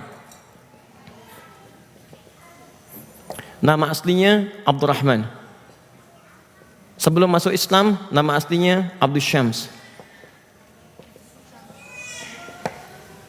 Masuk Islam tahun ke-7 Hijrah. 3 tahun sebelum Nabi wafat. Penting saya tuliskan kalimat ini. 3 tahun sebelum Nabi wafat. Nomor hadis 840 sampai 841, paling kiri sebelah atas di kitabnya. Fokus ini. Kata sahabat Abu Hurairah radhiyallahu taala anhu, "Ra'aitu Rasulullah sallallahu alaihi wasallam." Saya pernah melihat Rasulullah sallallahu alaihi wasallam idza sajada, apabila beliau akan sujud, wada'a yadayhi qabla rukbatayhi, beliau meletakkan kedua telapak tangannya sebelum kedua lututnya. Bahkan pernah mengatakan, idza sajadta fala tasjud kama yabrukul ba'ir falyadha' yadayka qabla rukbatayhi. Kalau kamu pengen sujud, jangan sujud seperti duduknya unta. Dahulukan telapak tanganmu sebelum kedua lututmu. Jadi kalau yang menggunakan lutut, menggunakan dalil yang ini. Menggunakan telapak tangan, menggunakan dalil yang ini. Timbul pertanyaan, Ustadz, kenapa kontradiktif? Satu lutut, satu telapak tangan. Bahkan hadisnya mengatakan, dahulukan telapak tangan, jangan lutut. Yang satu mendahulukan lutut, jangan telapak tangan. Mana yang benar? Nah teman-teman, setelah diteliti, dikumpulkan hadisnya, ternyata tersimpulkan bahwa dua-duanya ini benar. Di awal masa sholat, Nabi itu lebih banyak sujud dengan menggunakan lututnya terlebih dahulu. Di awal-awal muncul perintah sholat. Tapi di akhir-akhir kehidupan beliau, sejak beliau mulai sepuh, ya kan?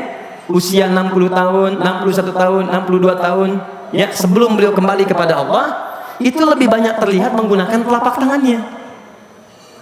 Karena itulah Abu Hurairah kan baru masuk Islam tahun ke-7, 3 tahun sebelum Nabi wafat. Dan Nabi usia sudah 60 tahun. Saya mau tanya pada teman-teman, biasanya, maaf ya, ini umumnya, tidak semuanya. Biasanya kalau semakin sepuh, persoalan pertama ada di apanya? Lututnya. Oke? Baik, maka karena Nabi punya masalah dengan lutut, saat itulah ketika sujud dia gunakan telapak tangan. Maka wajarlah kemudian Abu Hurairah meriwayatkan hadis dengan telapak tangan. Sedangkan Wa'il itu masuk Islam lebih duluan dibanding Abu Hurairah. Dan Nabi di masa awalnya lebih banyak menggunakan lututnya. Akhirnya disimpulkan oleh ulama fikih, jangan lihat sepuh dan tidaknya. Toh barangkali ada yang muda pun terkena cedera di lutut, dia bisa menggunakan telapak tangannya. Jadi jangan disimpulkan kalau ada orang misalnya, mohon maaf ya, sujud menggunakan telapak tangannya, lantas Anda katakan, oh sepuh. Mas Ari sujud, Allahu Akbar, telapak tangan dulu. Udah tua. Bukan. Mungkin itu nyaman bagi dia, jadi bebas, silahkan. Mau pakai telapak tangan boleh, sujud boleh. Jadi kedua-duanya benar, yang salah yang menggunakan kepala duluan. Oke, satu ini. Ya, pindah hadis sekarang. Tolong bantu satu orang, boleh naik sini. Mas, Eca deh, nggak terlalu tinggi. Ini Mas. Mas Eca aja. Bentar. Waduh. Gak apa-apa. Silakan. Ya. Silakan. Gak sopan. Gak apa-apa. Silakan. Ayo. Bismillah. Ampuni dosanya ya Allah. Fokus, lihat sini, pelan-pelan. Sekarang beliau mau turun, posisi bebas, mau lutut dulu atau telapak tangan dulu, silakan turun dulu. Baik, lututnya. Tahan sini, tahan sebentar. Tahan sini, teman-teman fokus baik-baik. Lututnya sudah turun. Sekarang anggota badan yang mana saja yang boleh menempel ke tempat sujud saat akan sujud. Saya ulang. Sekarang sudah posisi turun, sekarang anggota badan mana saja yang boleh menempel ke tempat sujud saat sujud. Saya bacakan hadisnya dari Ibnu Abbas radhiyallahu taala anhuma, qal, perhatikan, umirna an nasjuda ala sab'ati azamin. Kata Ibnu Abbas, kami diperintahkan untuk sujud oleh Nabi pada 7 anggota sujud. Ada berapa? 7. Baik. Pertama, alal jabhah, kening, sini. Ya, saya ulang. Kening ya. Dan ini nggak boleh terhambat oleh penghalang yang sifatnya khusus. Bukan penghalang yang secara umum diperkenankan nggak ada masalah gitu. Ya kayak misalnya mohon maaf mau kena dia, itu nggak ada masalah. Jadi kalau akhwat misalnya mau sujud, mau kenanya sampai ke sini itu nggak apa-apa. Ya, atau misalnya ada jilbab yang halus ya, yang kainnya misalnya menutupi bagian kening ke tempat sujud itu nggak apa-apa. Karena zaman Nabi pernah ada orang, dalilnya di hadis Muslim, saat panas terik luar biasa, ada yang menghamparkan sapu tangan untuk bisa mengurangi rasa panas yang menempel kepada keningnya. Nah, sapu tangan ini itu dipahami oleh para ulama itu bagian yang normal, yang sekiranya bisa ditoleransi, yang tidak menghambat langsung kening dengan tempat sujud. Jadi kalau mau kenakan saat sujud masih terasa kan? Terasa menempelnya itu boleh. Kecuali ada bagian tertentu yang menghambat langsung antara kening dengan tempat sujud sehingga tidak terasa kemudian tekanan kepada keningnya. Contoh, peci misalnya. Fungsi peci pada asalnya itu untuk menutup rambut yang berlebihan yang kalau sekiranya tidak ditutup itu bisa menempel menghalangi kening sehingga tidak terasa kenikmatan sujud. Kalau sekarang diteliti sama pakar itu di dalam bagian kening kita itu kayak ada titik God spot gitu.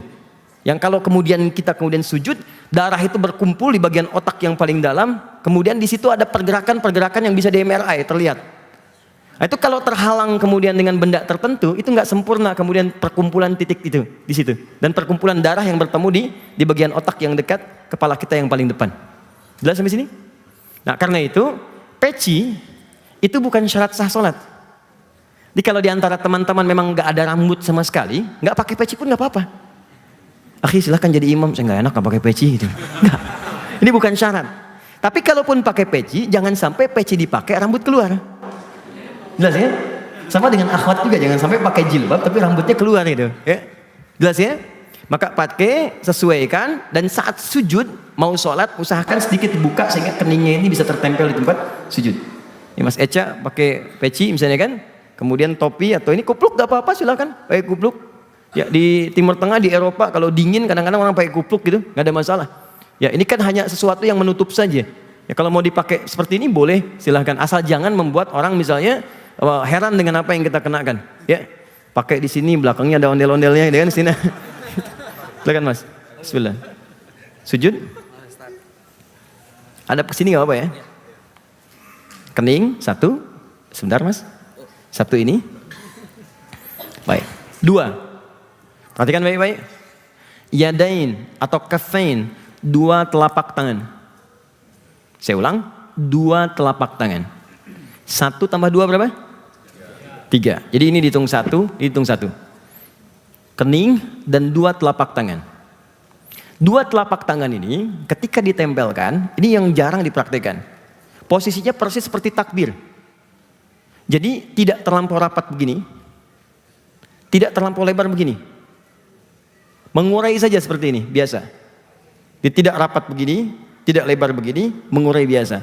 Dan posisi lebar di sini itu selebar saat takbir. Jadi tidak terlampau lebar begini, tidak terlampau rapat ke sini. Ya, bahkan mohon maaf dalam posisi sujud ini itu yang takbir kemudian yang biasanya rapat seperti ini itu dalam sujud dihindari. Kalau bisa kata Nabi itu dilebarkan begini, bukan dirapatkan. Nabi pernah melarang seseorang saat sujud itu tangannya dirapatkan begini. Kata Nabi perbaiki, hentikan. Ya, kenapa? Karena ketika Anda rapatkan begini dalam keadaan sujud, itu diafragma bisa tertekan, nafas bisa tidak lancar, bisa meninggal itu, bisa pingsan. Ya karena itu lebarkan, luaskan sampai seakan-akan saat Anda buka ini anak kambing tuh bisa lewat. Ini anak kambing bisa lewat tuh kiasan ya, kiasan. Bukan berarti ukur anak kambing lewat sini anak kambing. Sujudnya benar, tidak. Jadi maksudnya buka itu sehingga kita merasa nyaman, udara, nafas enak, ya, nyaman, lebarkan. Kita praktekkan. Kening tempelkan. Tahan. Ini buka, jadi bukan ke dalam begini. Ya. Tapi keluar seperti ini, siku. Sehingga di sini ada jalur yang luas. Sama dengan perempuan ya, tidak ada bedanya. Jadi saya belum pernah menemukan riwayat perempuan sujud ininya nempel ke sini, ke dalam, tidak. Ya, tapi sama saja, ini terbuka keluar supaya ini ada kenyamanan dalam sujudnya. Paham sampai sini? 1 tambah 2 berapa? 3. Sekarang 4 dan 5, kedua lutut. 2 lutut. Kening, 2 telapak tangan, 2 lutut. 1 tambah 2, 3 tambah 2, 5. Oke. Yang terakhir, jemari di 2 kaki. Jemari di 2 kaki. Di kaki ada 2, dihitung kakinya. Jemarinya kemudian sampai nempel. Jemari di 2 kaki. Perhatikan baik-baik teman-teman. 1 tambah 2, 3 tambah 2 lutut, 5 tambah 2 kaki. Jemari di 2 kaki tambah 2. Berapa? 7. Fokus baik-baik. 7. 1 kening, 2, 3 ini, 4, 5 lutut, 6, 7 bagian belakang. Nanti ada tambahan 1, tapi ini sifatnya fleksibel, bisa dikerjakan silahkan, tak mampu jangan dilakukan. Tambahkan 2 kakinya, bagian belakang, ujung jemari. Nah, di sini yang jarang kemudian, mohon maaf, sebagian ya belum menyesuaikan. Fokus baik-baik, lihat sini. Pernah melihat yang seperti ini? Ya sekarang kan. Nah, ada yang begini? Ada ya? Baik. Ada yang begini? Nah, perhatikan baik-baik. Ternyata saat sujud itu, kaki bagian belakang itu bukan terbuka begini, tapi tertutup seperti ini. Ya, dan nggak pakai O. Oh. Oke. Mohon izin Mas Eja, bangun dulu, menghadap ke sana Mas Eja, supaya kelihatan dari sini. Fokus baik-baik. Lihat sini, kening sudah, telapak tangan sudah, lutut sudah, kemudian kaki. Ini menempel seperti ini. Dan jemarinya ditekuk. Ya, bukan kemudian diluruskan begini, tapi ditekuk sini. Seperti ini. Tidak dibuka, nutupnya tidak begini, tapi seperti ini. Jelas? Kemudian ini sujud. Nah, sekarang lihat baik-baik. Ketika Nabi menyebutkan jabhah, telunjuk Nabi itu menunjuk ke hidung. Kata Nabi alal jabhah, yang disebut kening tapi menunjuk ke hidung. Ya, maka sebagian ulama memahami dari sini, kalau Anda ingin sempurna kening itu menempel dengan baik, maka ukurannya hidung. Kalau hidung itu bisa menempel kemudian ke tempat sujud, bukan ditekan tapi menempel ke tempat sujud, sepanjang tempat sujudnya bersih, maka itu akan mendukung kepada kening sempurna, dan bagian ke bahu ke belakang pun sampai ke belakang itu sifatnya sempurna sujudnya. Tapi kalau hidungnya kemudian diangkat, tidak sempat menempel atau dijauhkan, maka ini pasti naik. Angkat keningnya mas, jauhkan hidungnya. Tuh, ini naik. Tempelkan hidungnya, turun. Jelas? Makanya ukuran hidung dengan kening pasti seimbang. Nggak ada Pinocchio kemudian dalam kasus ini, tidak. Ya, pasti ukurannya pasti seimbang. Antara hidung semancung-mancung apapun kalau dipakai sujud pasti sempurna. Jelas sampai sini? Pakai. Sekarang lihat baik-baik, fokus. Kita hitung satu-satu. Pertama apa? Ini. Kedua apa? Baik, 2 telapak tangan. Selanjutnya apa? Lutut. Selanjutnya apa? Jemari di 2 kaki. Ukurannya satu lagi tambah apa? Hidung. Perhatikan baik-baik. Kalau sujudnya benar, pertama kali pasti akan merasa pusing. Menyesuaikan dulu, enak gitu. Jadi begitu Anda turun, pusing nggak? Ya. Sujudnya nggak benar tuh. Baik, alhamdulillah. Anda sini. Gantian? Oh, oke. Siap. Fokus, pelan-pelan. Sujud lagi. Lihat sini. Perhatikan baik-baik. Kalau sudah turun seperti ini, jangan dulu baca doa. Doa bukan dibaca saat Anda baru turun langsung baca. Kadang-kadang ada yang baru turun sudah subhanarabbiyal a'la. Subhanarabbiyal a'la wa bihamdi, subhanarabbiyal a'la wa bihamdi, subhanarabbiyal a'la, langsung bangun lagi. Tidak, teman-teman, biarkan ini turun dulu. Biarkan darah mengalir dulu dengan lancar. Biarkan tenang dulu supaya kita merasakan kenikmatan. Pernah dengar tumak nina? Tumak nina itu ketenangan yang dilahirkan dari gerakan ibadah. Di begitu Anda sujud, tenangkan dulu, nyaman dulu. Setelah nyaman, merasa tenang, baru Anda bacakan Subhana rabbiyal a'la wa bihamdi. Paling singkat Subhana rabbiyal a'la. Kalau mau doa yang dari Sayyidah Aisyah, Subhanakallahumma wa bihamdika Allahumma gfirli. Tahukah Anda? Ketika bacaan itu dibacakan sepenuh jiwa kita, walaupun pendek tadi, kalau benar bacaannya, seketika Allah akan membuka pada kita apa yang kamu mintakan dalam sujudmu, aku berikan pada saat itu. Bangun sebentar mas. Tahan. Sampai di sini bisa dipahami? Kalau sudah paham, saya akan tutup dengan menjelaskan makna doanya. Setelah itu kita diskusi sebentar dan coba kita amalkan dalam sholat kita. Pasti ada perbedaan. Oke, boleh istirahat sebentar? Gak apa. Jazakallah khair. Apa bacaan sujud? Baik.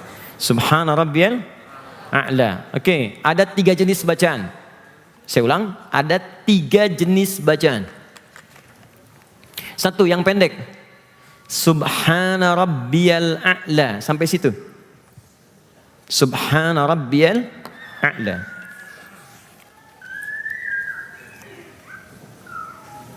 Subhana rabbiyal a'la. Ini 1. Yang kedua, ini ditambah wa bihamdi, boleh.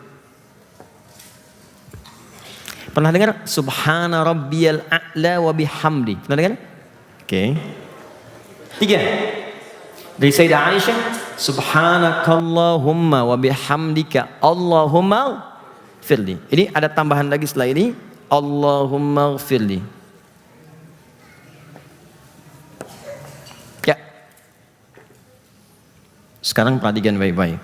Banyak orang yang membaca ini berulang-ulang, tapi sayang tidak dibacakan seperti yang Nabi inginkan. Sehingga peluang terkabulnya doa setelah itu tidak datang secara sempurna. Teman-teman, doa ini baru doa pembuka. Belum ke permintaannya. Dan saya sangat sayangkan sekali, ada orang yang cuma baca sampai sini langsung bangun. Subhana rabbiyal a'la wa bihamdi, bangun. Rabbighfirli warhamni wajburni warfa'ni, dan seterusnya. Sayang. Kan Allah tawarkan tadi di Quran surah 48 yang kita tulis, ayat 29. Kata Allah, kalau sedang Anda sujud, minta sebanyak-banyaknya. Nah, cara membuka permintaan itu, ilustrasinya begini. Itu di pintu itu, di balik pintu itu ada segala yang kita inginkan. Kita tinggal minta. Cuman nggak mungkin masuk ke situ kalau nggak kita buka dulu pintunya. Untuk membuka pintu itu, ini doanya. Subhana rabbiyal a'la, kita buka. Setelah dibuka, jangan cuma diliatin. Tapi minta apa yang diinginkan di balik pintu itu. Nah sayangnya ada yang sudah buka pintu malah ditinggalkan pintunya. Jelas ya? Dia bacakan kemudian kalimat ini tapi dia nggak mintakan doanya. Nah sekarang bagaimana cara membacakan doa ini supaya pintu-pintu kebaikan tadi dibukakan oleh Allah Subhanahu wa taala. Sekarang yuk kita lihat pelan-pelan. 1, kita analisis kalimatnya. Subhana rabbi al-a'la. 1. 2, wa bihamdi. 3, Allahumma gfirli. 2, 3. Kalau Anda bisa bacakan ketiga-tiganya, ini lebih bagus. 1. Kata subhan tidak disebutkan dalam Al-Quran termasuk hadis kecuali menunjuk pada satu keadaan yang tidak sesuai dengan sifat atau keagungan Allah. Misal, ada orang berkata, Tuhan punya anak ya. Lalu dijawab oleh Allah, subhanallah, itu nggak benar. Karena nggak sesuai dengan sifat Tuhan. Jelas? Quran surah kedua ayat 116. Wa qalu takhadzallahu walada. Mereka berkata Tuhan punya anak. Subhana, itu nggak benar. Dulu Abu Jahal, Abu Lahab itu pernah menyoal Nabi. Kata mereka, Muhammad Tuhanmu gila.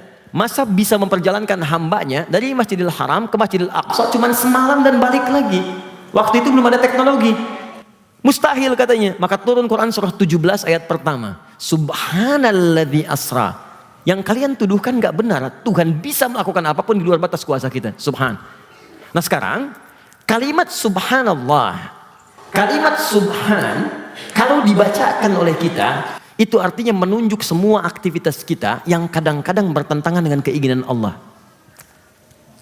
Coba kalau sedang sibuk jeda syuting padahal ada waktu untuk sholat, tiba waktu sholat, didahulukan dulu sholatnya atau diabaikan sholatnya? Sebab kalau sedang kerja depan komputer, ada proyek, tiba-tiba ada panggilan Allahu Akbar, Allahu Akbar. Sebetulnya kita bisa tunda dulu itu, kemudian sholat. Tapi ada di antara sebagian kita, atau bahkan teman-teman muslim, lebih mendahulukan pekerjaan dunia dibandingkan dengan panggilan Tuhan. Makanya ketika Anda mengucapkan kalimat subhanallah, coba ingat-ingat apa sih perintah-perintah Allah, keinginan-keinginan Allah yang kadang-kadang kita abaikan pada saat itu. Manusia ini aneh. Kalau nuntut kepada Allah itu kencang. Ya Allah saya pengen ini, pengen itu. Ya Allah kabulkan. Tapi ketika Allah minta, itu jarang cepat direspon.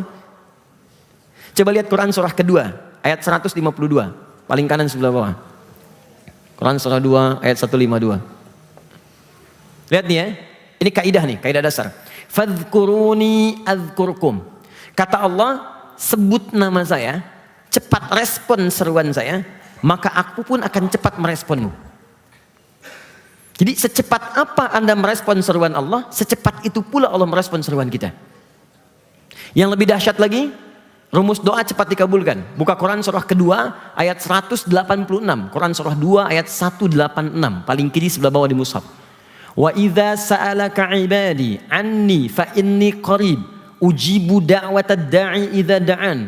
Kata Allah, kalau hambaku ingin mencari aku dan mau berdoa minta kepadaku, aku akan seketika mengabulkan. Syaratnya falyastajibuli, dia pun cepat merespon setiap seruanku. Allahu Akbar, Allahu Akbar. Jam 4.43. Begitu azan berkumandang, Anda pun segera merespon seruan Allah. Cepat wudu, cepat ke masjid, cepat sholat, bentangkan sajadah. Maka ketika Allah panggil Anda respon, ketika Anda panggil Allah pun seketika Allah respon. Adzan subuh 4.43, Anda bangun dari jam 3.44 sebelum dipanggil. Anda merespon sebelum dipanggil, maka Allah pun akan merespon seruan Anda sebelum Anda memanggilnya. Ada orang yang belum berdoa, Allah mengabulkannya. Adzan subuh 4.45, Anda baru bangun 5.44. Dan Anda menuntut kepada Allah untuk mengabulkan doa Anda. Anda saja telat menjawab panggilan Allah dan Anda nuntut pengen cepat. Di mana keadilannya? Maka ketika Anda mengucapkan kalimat subhana rabbiyal a'la, katanya Allah yang maha tinggi. A'la itu kan tinggi, di atas semuanya. Kalau sudah a'la berarti di atas pekerjaan. Kalau sudah a'la berarti di atas mall. Sudah a'la di atas perniagaan. Di apa yang kita kerjakan kalau Allah sudah minta, itu yang pertama kali kita ikuti.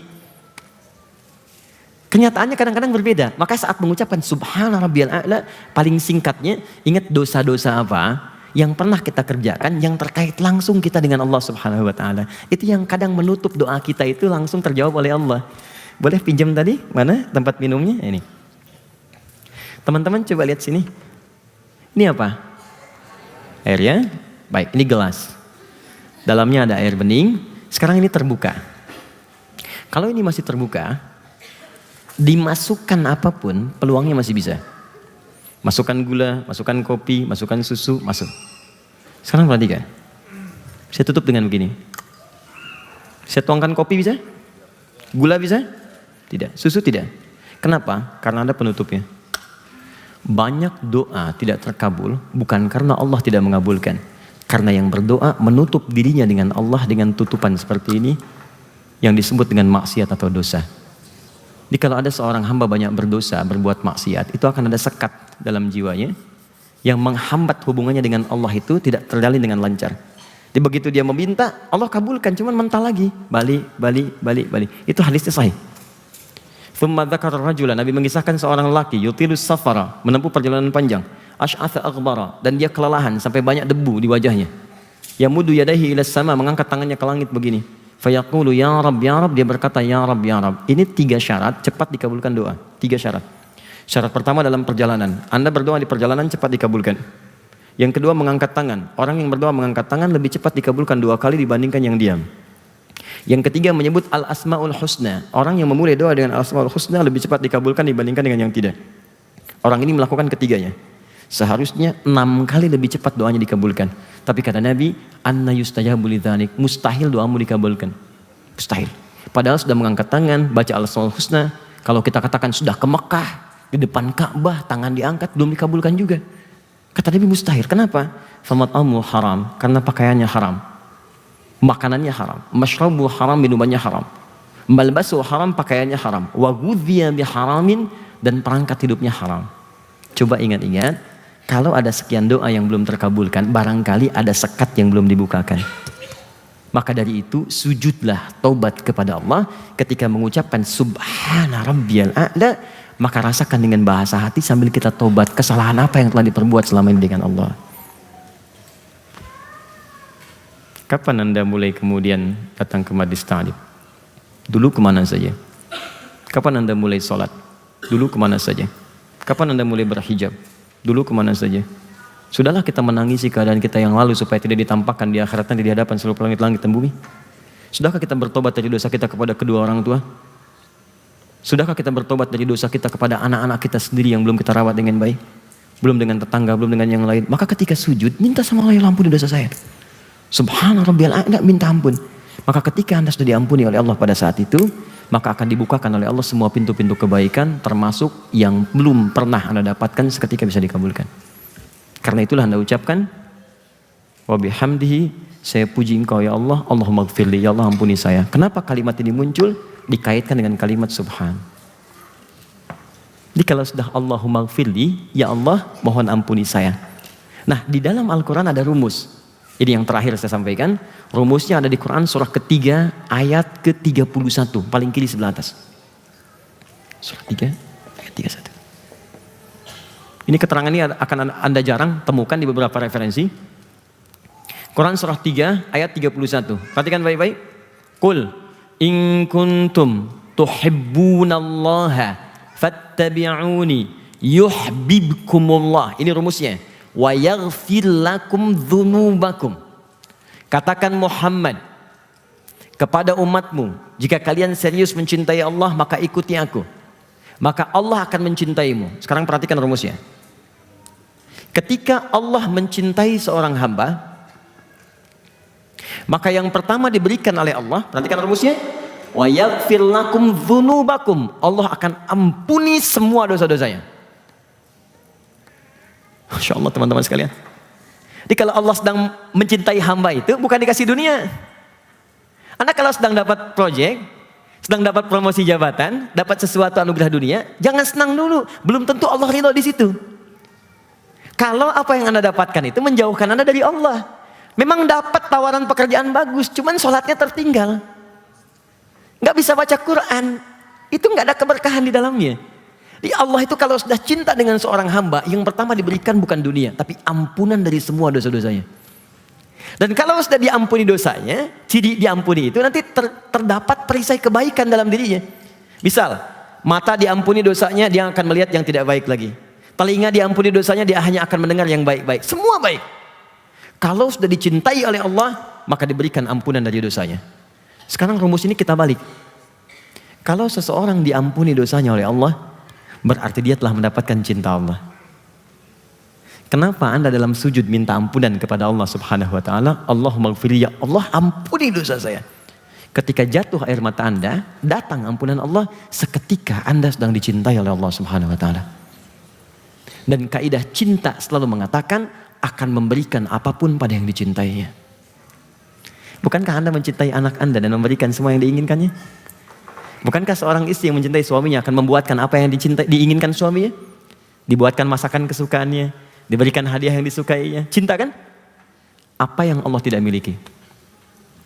Karena itu kalau kita sujud dengan benar, mengucapkan Allahumma gfirli, ya Allah ampuni dosa saya. Dan ingat dosa pada Allah, dosa pada orang tua, dosa pada tetangga. Minta ampun betul-betul. Sampai keluar dari mata kita, itu seketika turun cinta Allah dan dibukakan apa yang Anda ingin mintakan kepada Allah saat itu. Seketika diberikan peluangnya. Makanya kata Nabi, kalau itu sudah ada terbuka dan terasa lapang di hati kita, karena beda nanti cara sujudnya. Orang yang sujudnya benar, itu akan ada ketenangan dalam jiwanya. Air mata keluar. Paling gampang saat sedang punya masalah deh. Sujud kan. Air mata keluar kan. Minta petunjuk, ya Allah berikan saya petunjuk. Ya Allah minta yang terbaik. Itu begitu keluar air mata kita, terasa ketenangan, disitulah Anda minta. Bahkan kalau perlu kata Nabi, minta yang banyak. Minta yang utama. Ya Allah sayangi suami saya ya Allah. Ya Allah jadikan dia imam saya yang baik di dunia. Ya Allah jadikan dia pasangan saya yang mulia di akhirat. Ya Allah sayangi istri saya ya Allah. Jaga dia tetap solihah. Ya Allah anak kami ya Allah. Jadikan mereka penghafal Quran. Ya Allah orang tua kami ya Allah. Yang telah wafat sinari kuburnya ya Allah. Ya Allah berikan hidayah kepadanya ya Allah. Minta. Minta. Sampai Anda merasakan kepuasan dalam meminta itu baru bangun. Saat bangun itulah Anda bacakan Rabbi gfirli warhamni wajburli warfa'ni dan seterusnya. Pertanyaan saya, dari sekian ribu kali Anda ruku dan sujud, berapa kali kita praktekkan ini? Kita hanya pernah mengenal kisah bahwa Nabi lama sujudnya. Kita hanya pernah mendengar cerita bahwa sujud terakhir itu Nabinya lama. Apa yang Nabi lakukan dalam sujud itu? Dan apa yang kita kerjakan untuk meneladani itu?